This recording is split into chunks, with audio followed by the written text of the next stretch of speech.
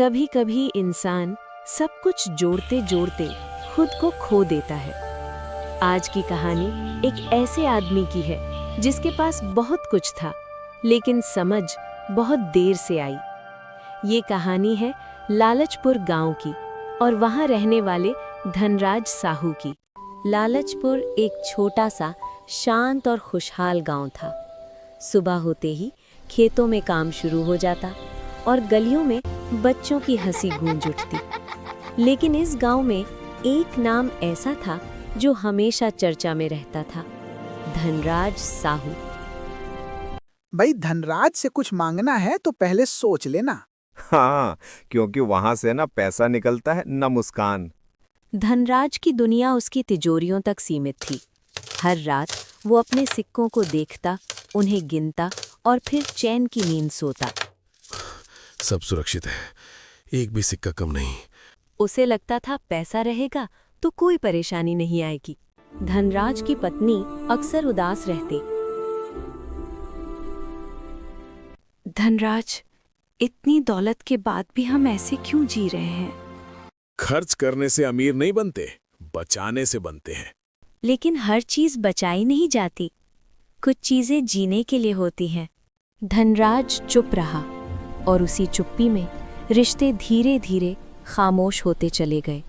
एक दिन लालचपुर में भयानक बारिश हुई। घर डूबने लगे, अनाज खराब होने लगा।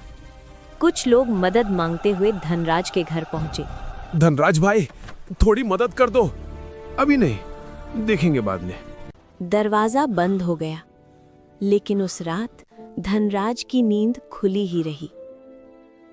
उसी रात गांव में एक अजनबी आया। उसका नाम था हरिनाथ। क्या यही धनराज साहू का घर है? हाँ, कौन हो तुम? मैं तुम्हें तुम्हारा भविष्य दिखाने आया हूं। इस सब में मुझे क्या देना पड़ेगा? पैसा नहीं, सिर्फ सच देखने की हिम्मत।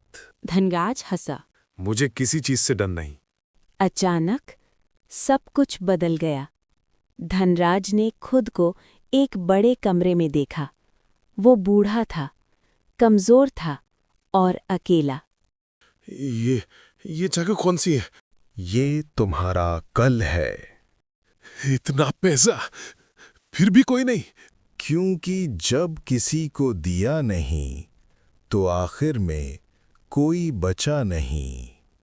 मैंने सब कुछ बचाया, लेकिन इंसान खो दिए। अगर आज बदल गए तो कल बदला जा सकता है। सुबह हुई। धनराज उसी घर में था, लेकिन दिल बदल चुका था। आज से कोई खाली हाथ नहीं जाएगा। धनराज भाई, ये आप हैं?